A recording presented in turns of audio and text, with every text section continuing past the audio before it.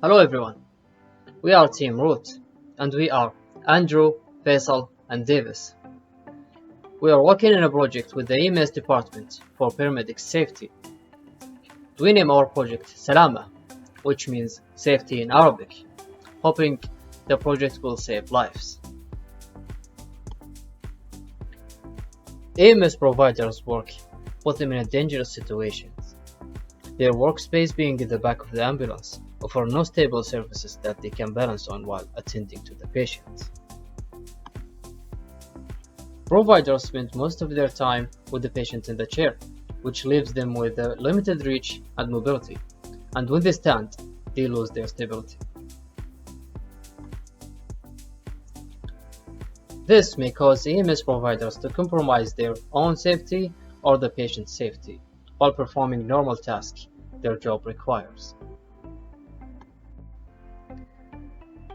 At the time of an ambulance collision, 4 out of 5 EMS providers were untrained at the time of the serious crash. As for patients, only 96% were buckled. Only 33% of these were buckled correctly, strapped lateral and shoulder. 61% only lateral and 44% were ejected from their seat at the time of the crash.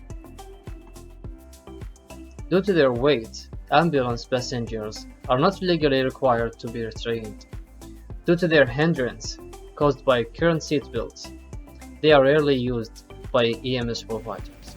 During the brainstorming process, we had several different ideas that we tossed around and ended up making many different design concepts. For the design concepts of the actual restraint system, we took inspiration from industrial fall safety mechanisms. Now, these can be found in two groups. There's fall arrest systems and fall restraint systems. And a fall arrest system we decided was more applicable to this project because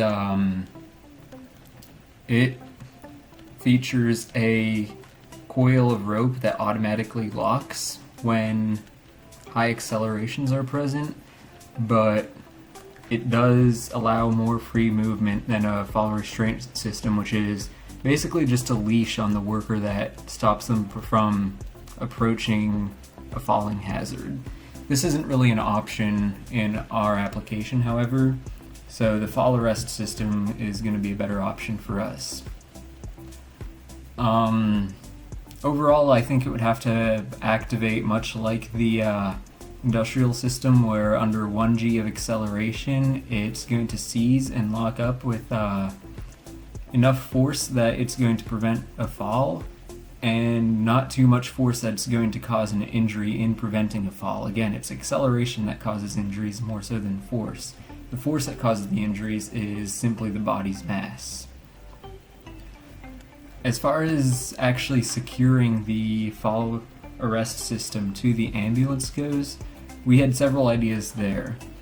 Our first idea was a monorail with a single gear, kind of working like a rack and pinion. This gear would work with a similar function to the fall arrest system, where under high accelerations a momentum lock would kick in and prevent movement. And then of course the geared surface would provide plenty of force to stop the movement. Another idea we had was just to mount it directly to the ceiling, but we decided this really wouldn't be convenient for use in an ambulance. You'd have to worry about keeping the rope out of your way, and we'd have to place it very strategically in the ambulance. Whereas with a monorail design, it would be a track around the outside of the ambulance, and it would keep the restraint out of the EMS provider's way more easily, and it would also make it a lot simpler to place in the ambulance. We wouldn't have to strategically determine the best point so that the EMS provider is safe from colliding with all of the edges of the ambulance, but also can reach everything he or she needs to. Our third concept and final design is similar to the monorail system, but instead of having a single kind of pinion to go with the rack. It has one on either side, and I think it offers more stopping force because there's 2 gears instead of just one, but also it provides more vertical clearance, which is already an issue in ambulances, and it'll make traversing the U-shape that the monorail would have to be, it makes that a lot easier. As far as the harnesses go, we looked at several different options there. One we looked at was kind of a traditional harness with shoulder straps and around the waist, and then we figured out that a lot of EMS providers, just normal injuries that aren't traffic related, are shoulder injuries from patient handling. So we wondered maybe we could make a system that helps support their shoulders to help prevent those injuries. That was another concept we had. We ended up using something more similar to a rock climbing harness, where it goes around the waist and around the legs, but not up to the upper body. I think this would just make it more user-friendly to secure to the ambulance, and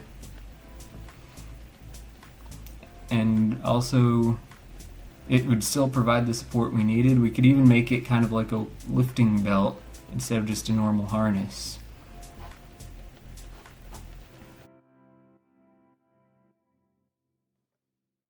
My name is Davis Willenborg. I'm a biomedical engineering senior with a minor in mathematics, and I have an interest in biomechanics.